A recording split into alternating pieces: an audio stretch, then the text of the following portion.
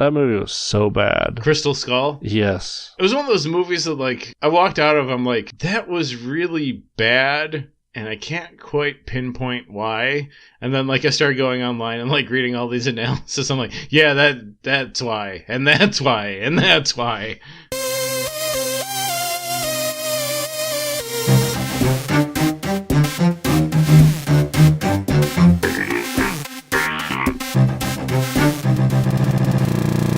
Welcome back to Cartridge Based Radio. I'm Donald, once again joined by Brad. Hey, how's it going?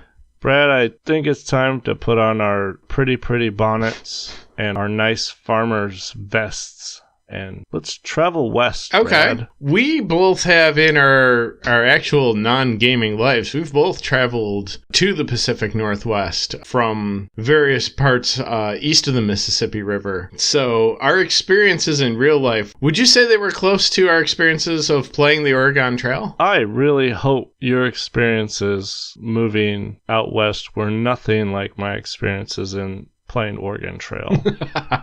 When I moved to Seattle from Buffalo, we went by car. It took about 6.5 days. It was myself, my wife, and 2 cats that kept trying to escape. And nobody broke any limbs. Nobody got dysentery. And the wheels didn't fly off the car in between 2 forts in the middle of the frontier. So it was a different experience than what happened in the game for me. The biggest obstacle with our move from Tennessee to Washington was the amount of times my wife needed to stop to use the restroom. Yeah. So literally, I did not have to put my truck and the U-Haul on a bunch of logs that were roped together and float a river with it.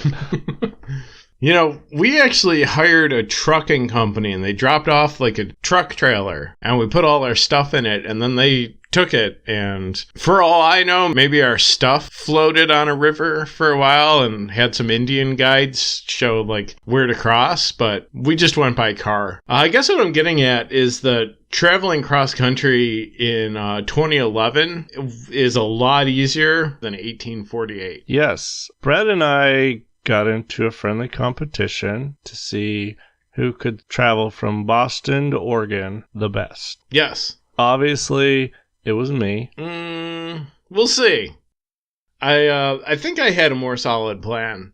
Before we get into comparing our approaches, do you want to talk about the game itself at all, or should we just assume that like everyone listening to this podcast has played Oregon Trail on an Apple IIe while ignoring their 4th grade teacher? We probably should give the details about this game's origin, as we are wont to do on this show. So do you got those? Sure. Oregon Trail is an edutainment game, which means that you can play it at school.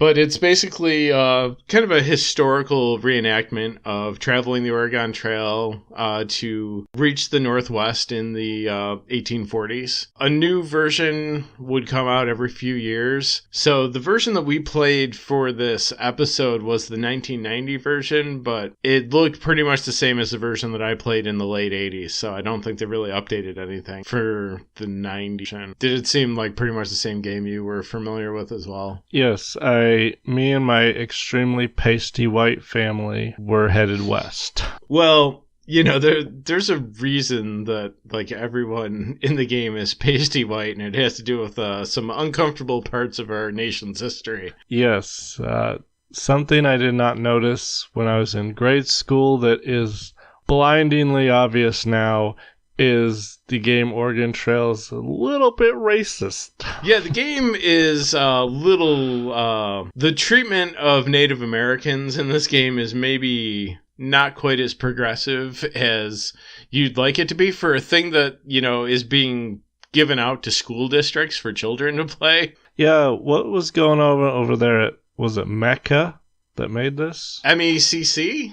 So, I guess. It seems like in the 90s we'd have a little more understanding of Native Americans than are depicted in Oregon Trail, because the way they're depicted in Oregon Trail is how someone in, 1883 would view a Native American as. And it's not a good look. No. You know, maybe you could make the argument that for 100+ years, our views didn't evolve at all. And then the last 30, things have gotten dramatically better very quickly. It's besides the point. There is some uncomfortableness in this game as far as that's considered. But we're more here to talk about the trip, which in grade school, this was a monumental task to get to Oregon. Yes. Mostly because children are impatient. And we decided to take this in two separate directions. Yes. With our advanced adult brains, we figured we could come up with better methods for crossing the country than we could when we were like 9 years old. You were going to take the point of view of an adult who can manage life and head out to Oregon. Yeah. My task was to play as recklessly as possible, and every time my entire crew was wiped out, dial back the recklessness a little bit and see how long it would take me to get to Oregon. Yeah, so I had the superior method, I would say, in that I understood that traveling during this time period was dangerous, and the best way to do it would be to bring plenty of supplies, go at a reasonable pace. When people got sick, stop and wait for them to get better, taking seriously the difficulties involved in traversing the nation. Would you like to introduce your very serious family to the show? Sure. You get a choice at the beginning of the game as to your profession, and they start with differing levels of income, but also your point scale differently because some professions are going to be more useful when you reach your home. So I had the choice of banker, carpenter, or farmer, and I decided to go as a banker. And that was really just a front because the actual profession of myself and the people that I was transporting across the country is that we were Guns N' Roses. So your very serious approach involved the band members of Guns N' Roses. Yeah, so really, this game that's supposed to be about like taking your family across the country to start a new life was really about Guns N' Roses going on tour in the 1840s. You get 5 family members, and mine were Axel, Slash, Izzy, Duff, and Steve. And in doing so, I realized that like 4 of these guys have very cool rock and roll names, and one of these guys was named Steve. And the funny thing is, Steve's the one who got kicked out of the band for doing too many drugs to be in Guns N' Roses. That means he did all of them between Boston and Oregon. I'm pretty sure it means that he did all the other band members' drugs, and that's why they kicked him out. So at the same time you were leaving for Oregon, another family was loading up in a cart pretty near you. Also took on banker as the profession for obviously the money. And they were Danny, Jesse, Joey, DJ, and Stephanie. Aha! The members of the late 90s classic show Full House. I can already see where our differences in approach stem, because I am carrying precious cargo. I am carrying the greatest rock and roll band in the history of the world, and obviously I don't want them to all die of dysentery, so we're going to travel at a nice, comfortable pace with plenty of food. Whereas you are hauling trash across the country, and I'm surprised you didn't just like get to the first river and dump everybody in and say, well, that was fun. It's not far from the truth. So my first goal, my first thing I did was go into management and say, move as fast as we can. I bought 1 extra ox, an extra yoke, one extra wagon wheel, and like 100 pounds of food. Okay, so can I ask you one thing? Yes. You also, like me, chose the banker profession to have the most amount of money. Why were you so frugal with the supplies? Because you gotta buy supplies on the road, Brad. We don't got time to buy supplies and wait around while all the other families get to Oregon and get the good plots of land. Guns N' Roses over there, we're taking all this meticulous time to get all our supplies so we all make it to Oregon. But you get there and you're like, only this crappy plot of land is left. Oh, look. The members of Full House have that sweet plot over there because they got here first. Does it actually take more time to buy supplies if you buy the right amount? I mean, you're sitting there pushing the keyboard more than I was. I was just like, bam, bam, bam, bam, gone. While you were hemming and hawing over how many outfit changes you needed to buy for the members of Guns N' Roses. Which is a lot because, rock band. Yes. I pretty much followed the recommendations for supplies that they give you. So it's like 2 of every wagon part that could break, 3 teams of oxen, which I only recently learned oxen are just cows. Like, I thought there was like this like cool animal that like, and it's just like, yeah, it's just like a cow bull. It's just cattle. I guess it's kind of irrelevant to everything else, but like playing this game as a child, I thought oxen were like these like cool exotic animals that I think they're a beefier cow, like more muscular. Yeah. I just imagine Guns N' Roses' minds being blown when they're like, that's not an ox, it's a bull.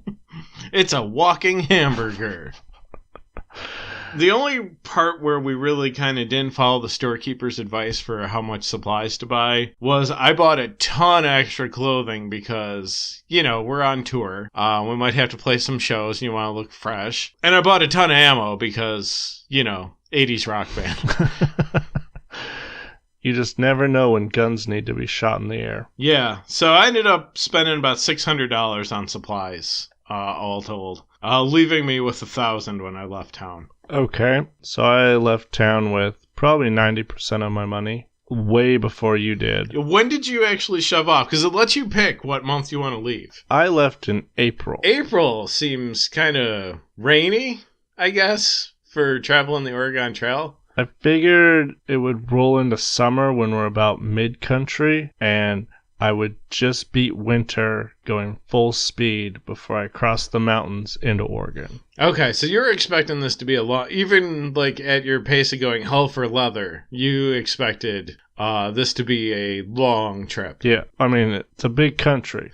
I left in May, and I may have underestimated just how long it takes to cross the entire nation at a leisurely pace.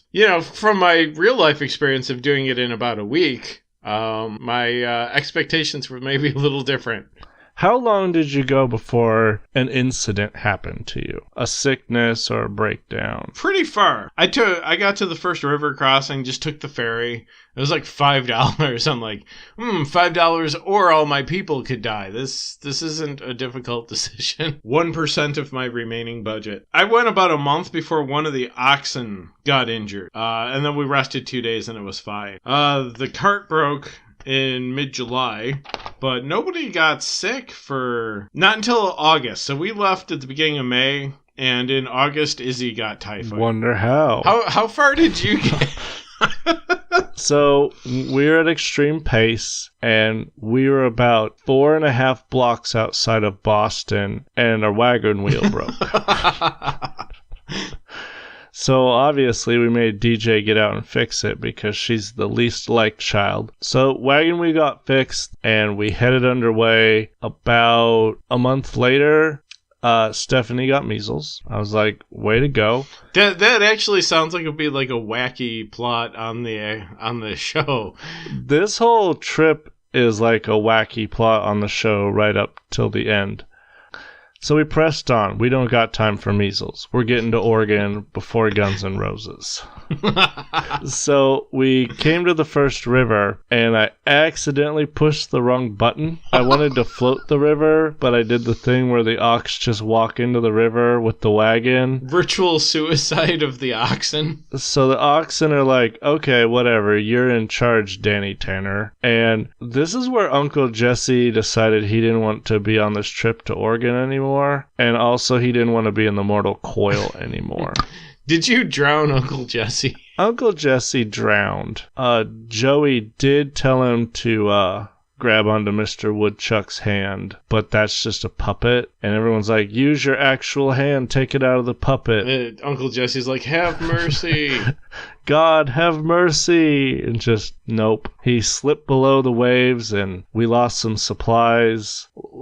I think we lost all the clothes, and we lost like a day. Everyone was totally sad. So that was my first tragedy. Had a little bit of a burial at sea over at the Big Blue River. Yeah, I'm not sure losing Uncle Jesse is really that upsetting. I mean, I'm upset just hearing about it. Okay.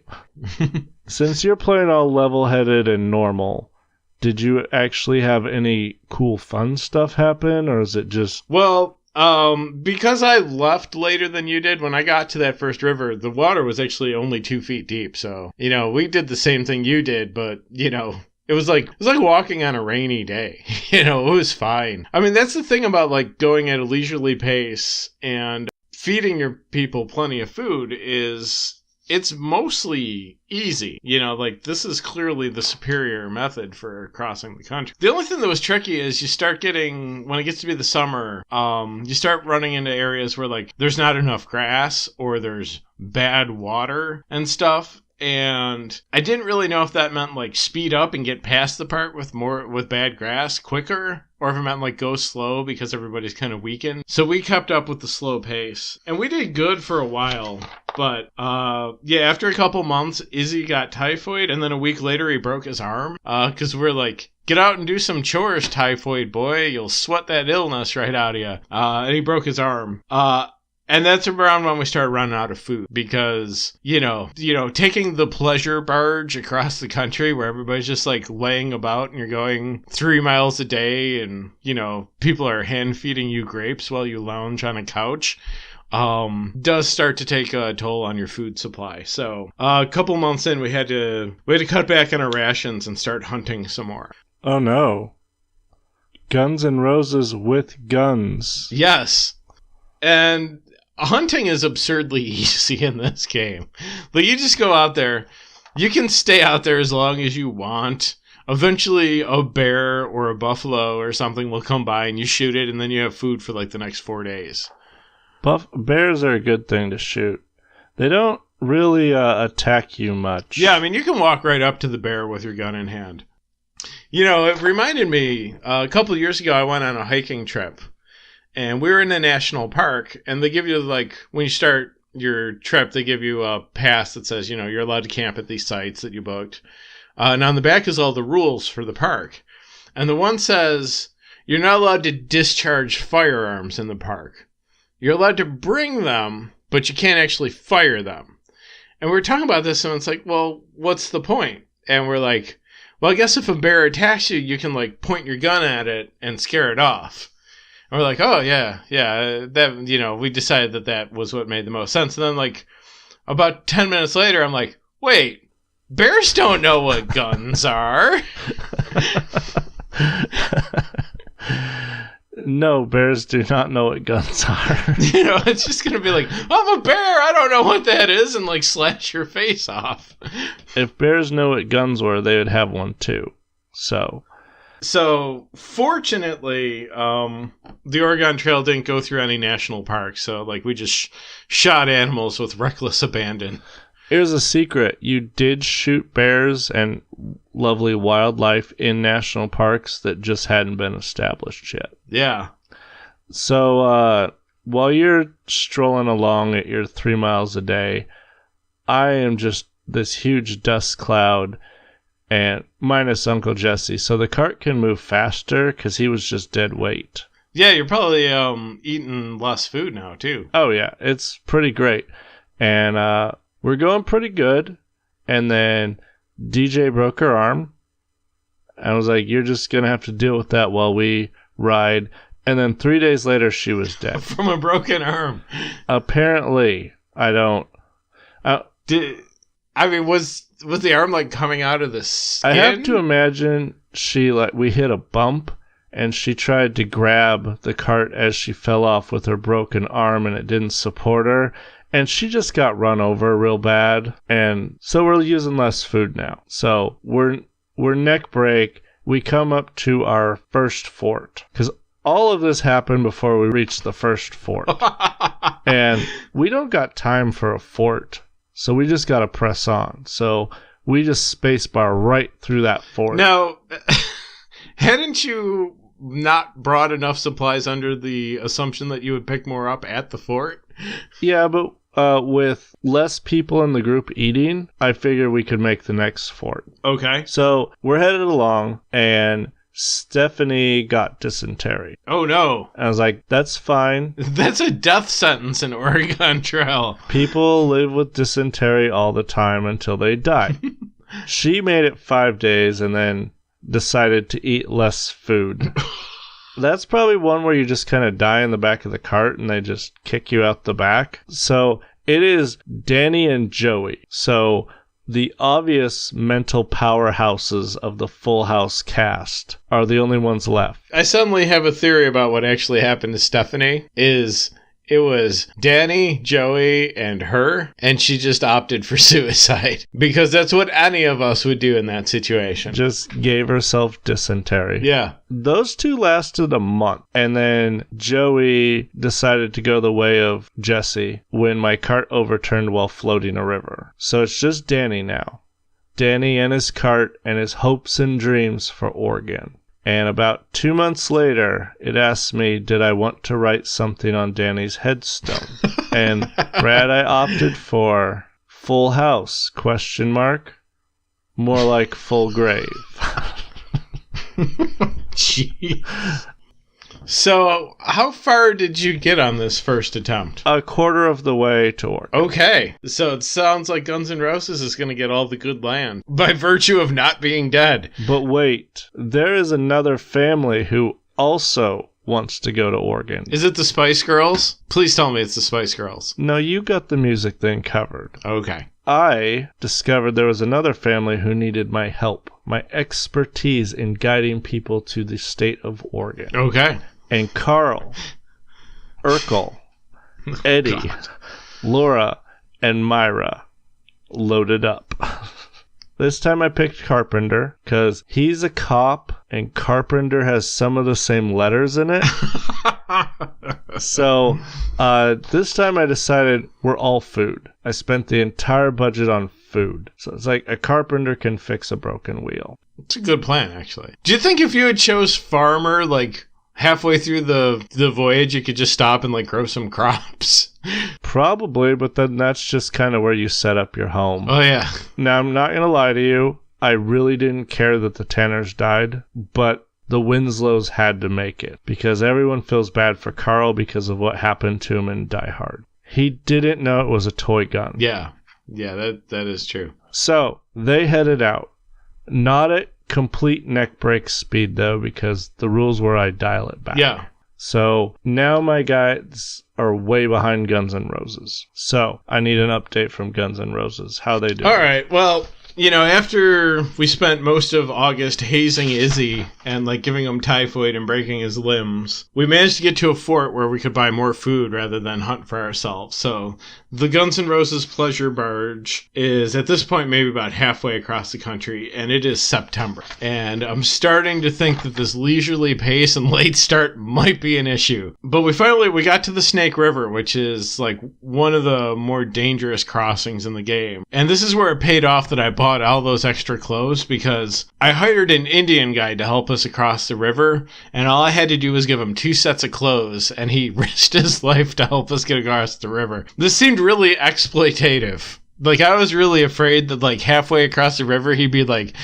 yeah, so long, exploitative white man, and, like, just send me to the bottom of the river. But he got us all the way across. He was very happy with his, top hat with the buckles on it and leather pants. I mean, really, like, back then, probably everybody wore leather pants, because that's what clothes were made of. We got to Fort Boise, which actually isn't in Boise. My knowledge of geography was a little bit off, but, like, it was October in the 1800s in the unsettled West, and it's getting cold, and we are still miles and miles from Oregon, and it began to occur to me, we might die. Oh, no. Yeah, the water was getting bad. The grass was not plentiful this late in the year. I had to pick up the pace to get through the last leg of the trip. And in doing so, Izzy broke his leg to go with his broken arm and typhoid. A couple of the oxen died. Slash broke his arm, which is an absolute disaster for Guns N' Roses.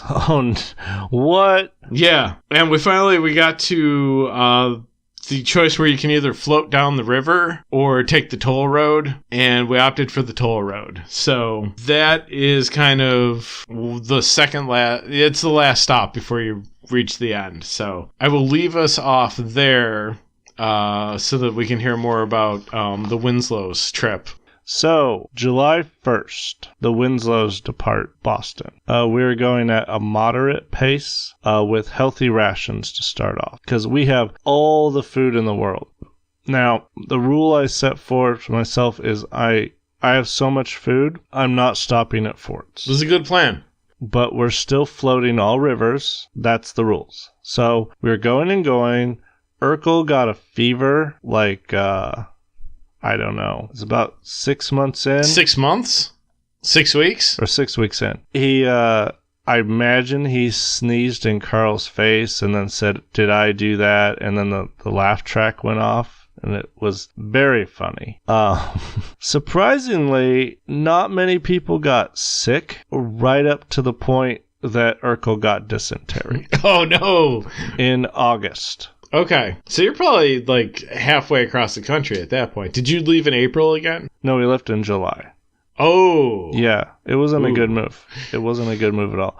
So Urkel died in August. And no one was sad. No, we're just Laura was like, "Oh, thanks goodness." So if Urkel dies halfway through the trip, you're basically back to season 1 of Family Matters before they introduced him as a character. Yeah, so it's really not a thing. So about the same time we ran into your inadequate grass and bad water. But then for some reason, I have never seen this in Oregon Trail before, we kept finding wildberry bushes. It was just wildberry bush, wildberry bush, wildberry bush. And it raised their health from poor to fair. These are some good berries. So I don't know if I hit some sort of weird algorithm in the game. You discovered a whole valley of acai berries.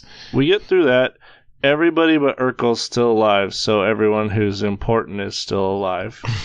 And at this point, we are halfway through to Oregon. It's almost worth pointing out that, in Family Matters canon, Urkel wasn't a member of the Winslow family. He was just over there all the time. But essentially, you just packed up your family and also kidnapped the neighbor kid and then killed him halfway there. I believe we also kidnapped Myra. Okay. Because she wasn't a Winslow either. Okay. I think she was just Laura's best friend. All right. I thought maybe Myra was the one sister who just went up the stairs one day and you never saw her again. That never happened in those shows. So, it was September was the first time I had to spend some money to buy some more food because the hunting was bad in the middle of the country in September. So, everything is going super good. Nobody is getting sick. I am very confused what's happening because I thought Oregon Trail was this really punishing game. Every time a wagon wheel broke, Carl just fixed it. And we ran across a gravestone, Brad. Oh no. Whose grave was it? It was Danny's. Oh no. Oh look, a lesser TV show than Family Matters. And just threw shade all over that gravestone. And then continued on. We're very good at floating rivers. We just go across those like mad. And I don't know why no one is getting sick. I'm actually getting frustrated at this point because it was then November. Then Laura broke her arm. Okay. So there's been a huge gap in time since these people got hurt, and I'm just expecting on Oregon Trail that people get hurt. So she has a broken arm, and lo and behold, it is not fatal, even though we are not stopping for anything. Then came a blizzard, and for some reason, 2 days after the blizzard, the ground turned green, and the grass problem solved itself. Wow. That's a convenient blizzard. Yeah. So I kept getting lost, taking wrong trails and stuff. So they're not good at this. Yeah, that began to happen to Guns N' Roses in the last leg of their trip. That has to do with heroin. I think, no doubt, but also probably the weather. You know, like we were up in the mountains. It was October. Trail kept getting snowed over. We kept losing the trail. Axel kept like wanting to like just like stop and just sit around and not do anything for a while. Yeah, the last part of the trip, you know, winter's coming. It was very tense, the last leg of the trip for us. And it sounds like it was for you too. So December 13th, we get to the most important part of the trip, where it asks if you want to go to Fort Walla Walla or the Dalles. This is make or break time because you can see Oregon at this point. So I opted to head for the Dalles because that's closer than Walla Walla. So the first thing that happened is Eddie gets measles right after I make that choice. Fateful decision. After we lose 10 days on an impassable trail. Oh no. So Eddie's got measles. We keep running into heavy fog. I shot a bear. I only had like one box of ammo, so I was very happy I shot a bear. So it is January 4th. Wow. And we found an abandoned wagon with a set of clothes and one wagon tongue, which we don't need because Carl can fix anything. So on January 8th, we get to the Columbia and it asks, do I want the Barlow Toll Road or float down the Columbia River? In the middle of winter. In the middle of winter. So we get the raft on some logs because we are reckless. Bold. Reckless mode, and we get on that river. And the Ox are not happy, so I'm playing this stupid mini game, floating down the river, and I hit a rock. Oh dear. Laura decided to get out to, help push off the rock, and Myra jumped in too to help, and they both drowned, and I lost basically all of my supplies in that hit. So it is now Eddie and Carl. Oh, jeez. They're just like, we can do this. Father and son. We're getting to Oregon and starting a new life. We can get new family members. So they made it, Brad. Well, all right. So out of your group of 5, 2 of you made it. Yes, Eddie and Carl made it to Oregon. So that toll road, it's kind of the last big decision that you have to make. And it costs $6.50 to take the toll road, and you're pretty much guaranteed safe passage. Or you can try to float down the Columbia River, which is, for people who aren't from this part of the country, it's a big river. And it's not one you want to be on a raft with a bunch of cows. In the middle of January. And a wagon, because, yeah. But that saves you $6.50 with the trade-off of you're probably going to kill at least 2 members of your family. So I was curious about this. I looked it up. $6.50 in 1848 is the equivalent of roughly $200 right now. So if you were traveling cross-country and you got to a point where they're like, well, you can either load everything you own up onto a raft and try to float your car down a huge river and probably a few you will die, or you can pay us $200 and get there safely with all your stuff. Like, I'm a cheapskate, but I'm still paying that $200. Yeah, but think of it, when actual families got to that point, they probably did not have the $6. And I don't know if this is a mechanic designed for the game, but I think in real life, $6 would have been just enormous for these people. Well, it would have been the same as $200 to one of us, according to the inflation calculator, which is a significant amount of money for me. But it's still like, pay $200 or probably die. I'm paying that $200. But their trip costs so much more than it costs us to cross this country. Because all we had to do is worry about gasoline and Red Bull. Yeah. They had to worry about clothes, bullets, extra wagon wheels, cows. Yeah, I mean, you gotta have livestock. Do you remember how much money you start with if you're the carpenter? $800. $800. So that would be the equivalent of today's money of about $24,000. I can tell you, I crossed the country for a tenth of that, probably. I think that was my budget. I sold my 10-year-old car, and we used the money from selling the car to make the trip. Hotels, gasoline, meals, the Barlow Toll Road, as opposed to like trying to float a Honda Fit down the Columbia River with the cats inside. Oh man, those cats would have been the two that drowned. Yeah, it's funny. We have a good cat and a bad cat. The good cat for the entire trip just like laid on the dashboard in the sun and just growled at us the entire time. And we called her the world's angriest navigation system. I could go for a GPS that just growled at me. All right. So you arrived, I imagine, before January. I didn't think you could go that far. It got to be November, and I was starting to really worry. The last leg of the trip, we picked up the pace. We took the toll road, and we got to the Willamette Valley, where the salad dressing comes from, on November 17th, and that was the end of our trip. So we got the good land that you didn't get. Everybody survived the trip. Izzy broke some limbs.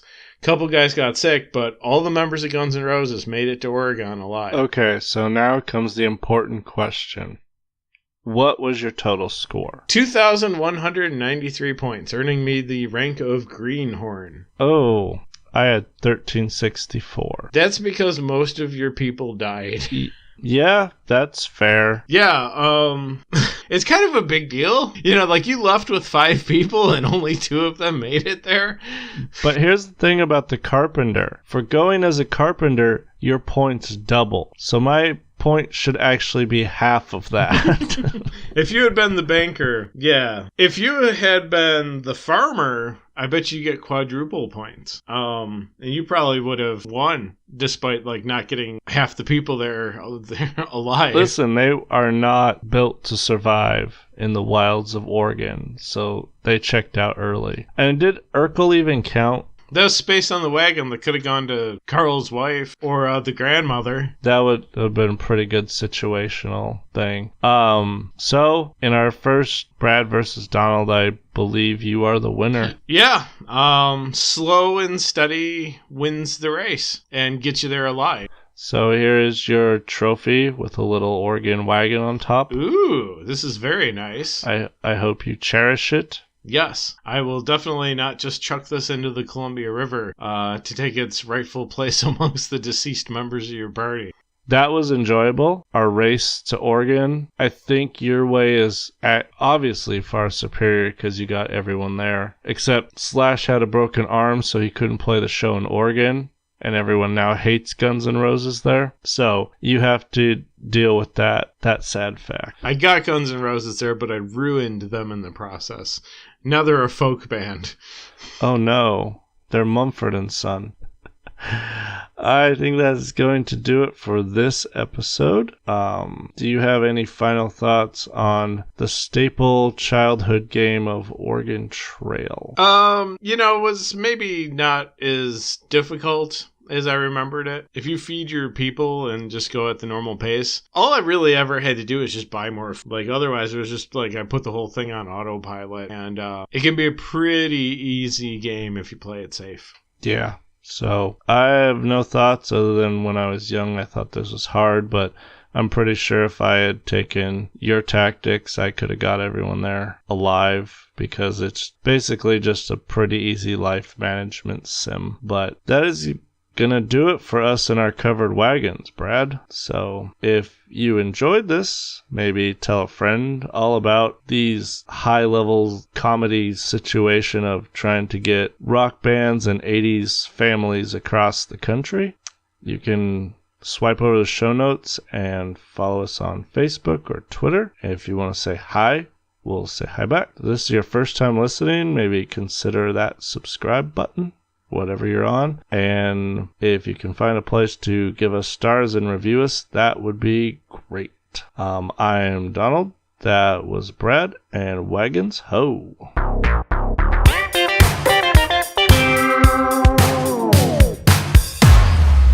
I'd be like, I support your right to beat my mother.